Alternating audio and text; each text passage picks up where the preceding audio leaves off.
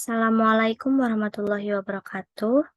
Kami dari kelompok 6 akan mempresentasikan dari penerapan OOP Java pada aplikasi kasir coffee shop. Next.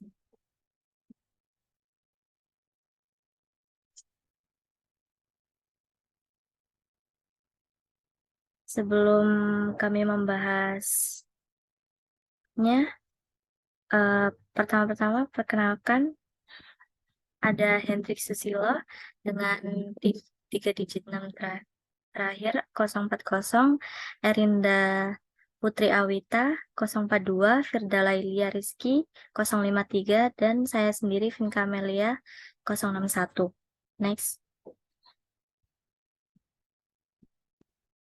Yang pertama ini ada ide aplikasi.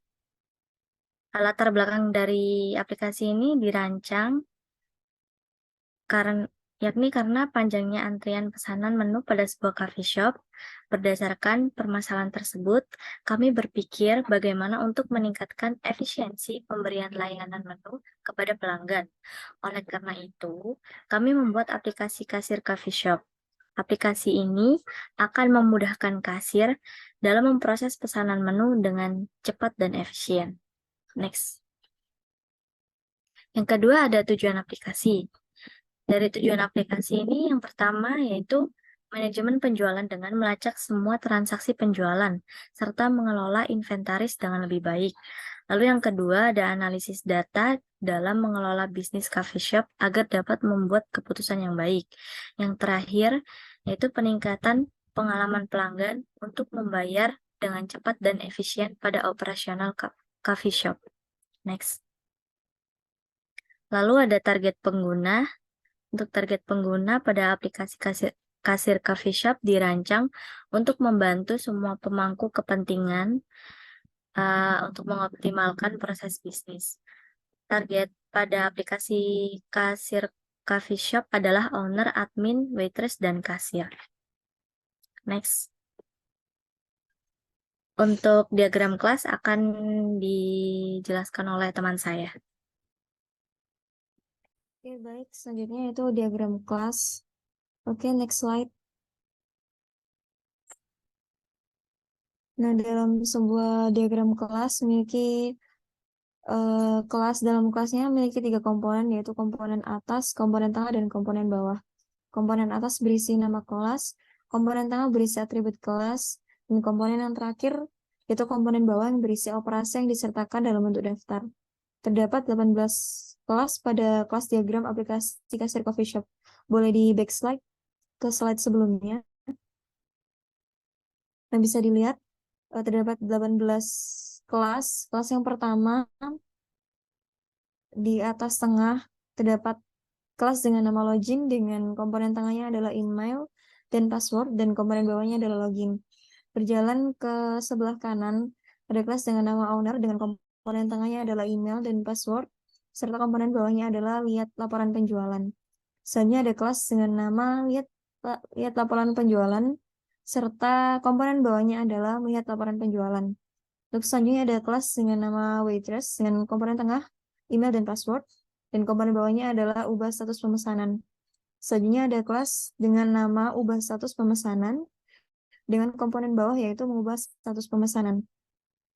Selanjutnya ada kelas dengan nama lihat meja dengan komponen bawah melihat info meja. Setelah itu ada kelas dengan nama kasir dengan komponen tengah email dan password, serta komponen bawahnya adalah kelola transaksi dan lihat meja. Yang ke-8 ada kelas dengan nama transaksi, dengan komponen tengahnya adalah ID pesanan, email pesanan, nomor meja, daftar pesanan, total harga, dan bayar. Komponen bawahnya ada mengisi pembayaran. Saya tuh yang nomor 9 ada kelas dengan nama pelanggan, dengan komponen tengah email, dan komponen bawahnya adalah memesan dan melakukan transaksi.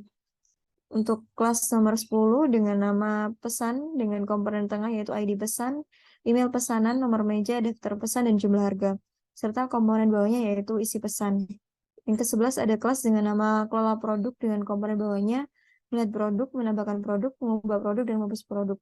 Untuk kelas yang ke-12 memiliki nama kelola pengguna dengan komponen bawahnya melihat pengguna, mengubah pengguna, menghapus pengguna, dan menghapus kategori.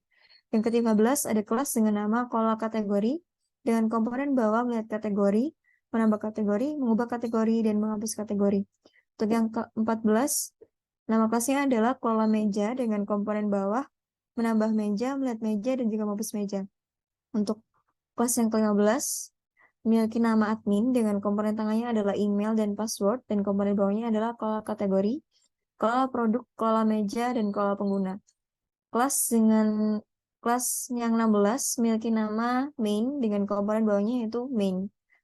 Untuk kelas yang ke-17 di bawah main berada di tengah-tengah, memiliki nama antarmuka dengan komponen bawahnya berbagai form seperti form login, kategori, produk, meja, pengguna, laporan penjualan, laporan transaksi, lihat meja, ubah status pemesanan, pelanggan, dan pesan.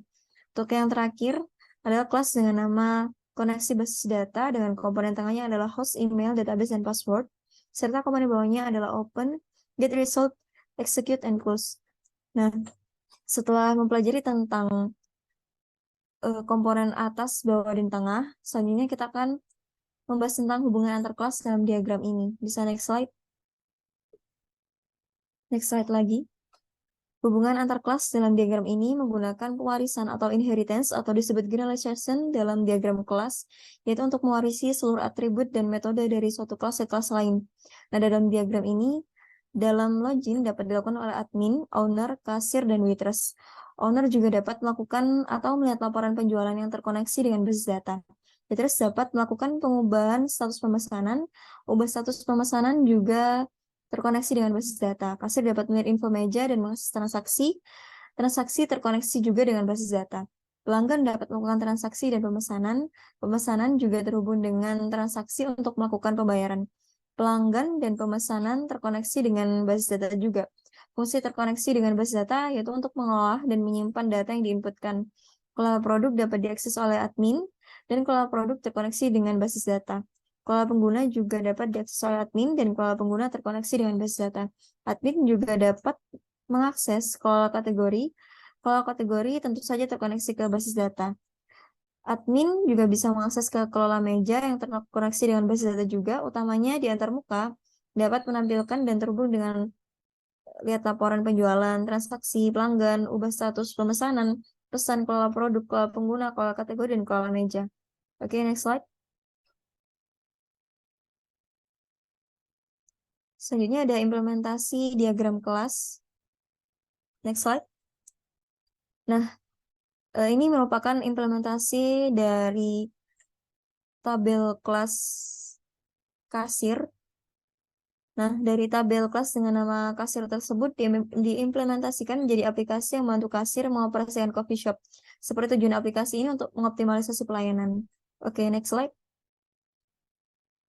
Selanjutnya ada tabel kelas transaksi yang diimplementasikan dalam aplikasi ini untuk membantu transaksi coffee shop seperti penampilan daftar pesanan pelanggan dan total harga seperti yang ada di bawah sisi kanan gambar. Selanjutnya, next slide. Selanjutnya ada tabel kelas dengan nama pelanggan. Diimplementasikan di dalam aplikasi dengan membantu kasir untuk melayani pelanggan seperti memesan dan melakukan transaksi. Oke, next slide. Dan yang terakhir ada tabel bernama pesan. Diimplementasikan di dalam aplikasi ini dengan menampilkan daftar menu, jumlah harga, dan size cup. Nah, di bawah itu ada gambar codingan dari implementasi dari tabel kelas pesan. Oke, next slide. Selanjutnya metode akan dijelaskan oleh teman saya. Oke, selanjutnya adalah metode. Dalam perancangan aplikasi kasir pada coffee shop ini terdapat beberapa metode, yaitu terdapat 11 metode. Yang pertama ada tambah produk yang dijual, yang kedua menampilkan informasi produk, yang ketiga menampilkan kopi, yang keempat menampilkan makanan ringan, yang kelima menyimpan pesanan pelanggan, yang keenam menghitung total harga pesanan, yang ketujuh tambah produk ke pesanan, yang kedelapan menampilkan pesan dengan total pesanan, dan yang ke-9 melihat menu, yang ke-10 cari produk, dan yang terakhir adalah verifikasi kasir. Oke, selanjutnya ya ini kita bahas tentang OOP atau Object Oriented Programming. Jadi OOP atau Object Oriented Programming adalah paradigma pemrograman yang berfokus pada penggunaan objek sebagai blok pembangunan perangkat lunak. Paradigma ini menyerupai cara manusia mempersepsikan objek di dunia nyata, sehingga mengurangi kompleksitas yang terkait dengan pengembangan perangkat lunak. OOP yang memiliki hubungan dengan proyek perancangan aplikasi kasir pada coffee shop ini karena aplikasi tersebut dapat dibangun dengan menggunakan konsep-konsep OOP tentunya. Dengan menggunakan OOP, aplikasi kasir coffee shop dapat lebih mudah dimodifikasi, diperluas, dan juga dikelola. Nah, contoh penggunaan aplikasi dalam main method. Di sini yang pertama ada inisialisasi objek scanner. Yang kedua membuat objek coffee shop. Yang ketiga membuat beberapa produk menggunakan objek produk. Yang keempat menampilkan menu kepada pengguna. Yang kelima menggunakan loop while untuk menerima pesanan dari pengguna. Yang keenam ada daftar pesanan dan total harga yang ditampilkan. Dan yang ketujuh ada scanner ditutup. Oke, pada main method adalah bagian dari kelas kasir coffee shop. Ini adalah metode utama yang dijalankan pertama kali saat digunakan untuk menjalankan program, yaitu main method bertanggung jawab untuk mengatur interaksi dengan pengguna, seperti menerima pesanan, menampilkan menu, dan menghitung total harga pesanan. Ini adalah tempat di mana program akan memulai dieksekusi. Oke, yang selanjutnya ada konsep enkapsulasi dan juga set and get method. Jadi enkapsulasi ini kita bahas enkapsulasi dulu. Enkapsulasi adalah salah satu prinsip dasar dalam pemrograman berorientasi objek atau OOP. Ini mengacu pada pembungkus data atau variabel dan metode atau fungsi dalam sebuah objek sehingga data tersebut tidak dapat diakses secara langsung dari luar objek. Sedangkan getter sendiri adalah metode yang digunakan untuk mendapatkan nilai variabel pribadi dari suatu objek. Sedangkan setter adalah metode yang digunakan untuk mengatur nilai variabel pribadi dalam suatu objek. Nah, selanjutnya akan dijelaskan oleh teman saya. Baik, selanjutnya masuk ke dalam pewarisan dalam aplikasi dan kelas turunan. Jadi pewarisan atau inheritance sendiri merupakan salah satu konsep penting dalam pemrograman. Ini memungkinkan kelas atau kelas anak atau subkelas untuk mewarisi properti variabel dan metode dari kelas lain, yaitu kelas induk atau superkelas.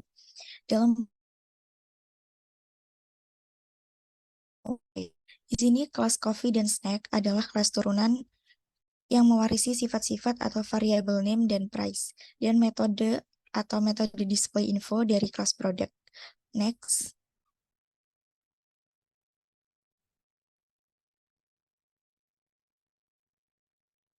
Kemudian selanjutnya ada konsep polimorfisme, misalnya display info. Polimorfisme sendiri merupakan salah satu konsep utama dalam pemrograman berorientasi objek atau OOP yang memungkinkan objek dari berbagai kelas yang berbeda untuk dapat diakses dan dimanipulasi melalui antarmuka yang sama. Terdapat beberapa contoh penggunaan polimorfisme. Yang pertama adalah polimorfisme melalui array list atau produk dalam kelas coffee shop.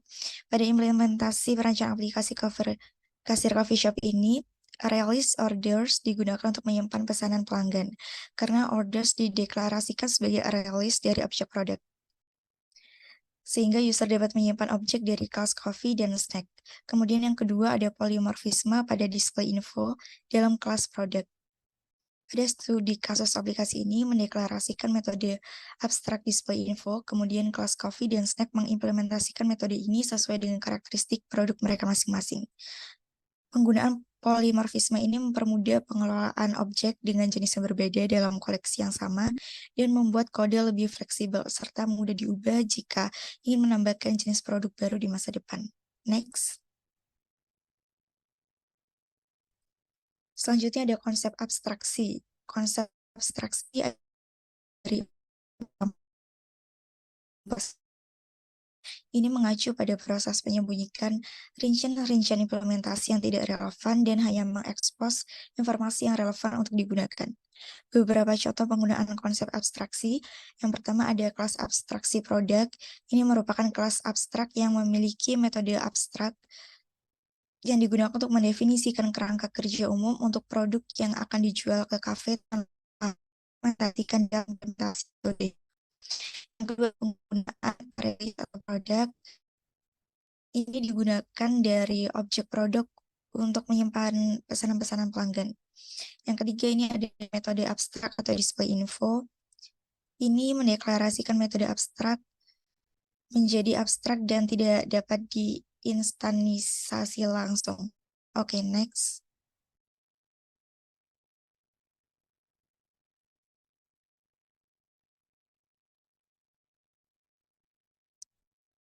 Ini merupakan kesimpulan dari penerapan pemrograman berorientasi objek ini. Dalam aplikasi kasir coffee shop menggunakan Java, memungkinkan untuk menciptakan aplikasi yang terstruktur dengan baik, mudah dikelola, dan mudah diperluas. Dengan penerapan OOP ini, dapat memisahkan konsep-konsep yang berbeda, meningkatkan reusabilitas kode, meningkatkan keamanan data, dan memudahkan pengujian. Hal ini menghasilkan aplikasi kasir yang efisien, fleksibel, dan dapat beradaptasi dengan perubahan kebutuhan bisnis. Next. Baik. Ini akan ada penjelasan dari contoh penerapan perancangan aplikasi coffee shop kami dalam bentuk pemrograman bahasa Java yang akan dijelaskan oleh Vinka. Oke, di sini coba kita.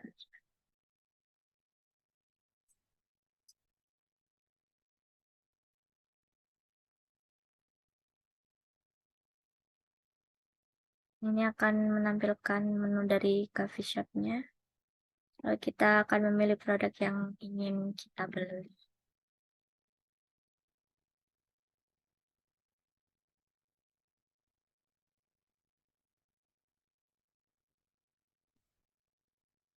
Misal 2. Kalau ingin membeli produk lagi,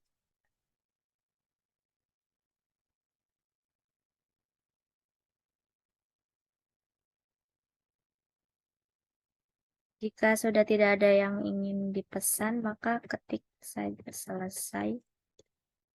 Lalu akan menampilkan nama dan jumlah produk yang sudah kita beli serta total harganya. Baik, sudah. Terima kasih.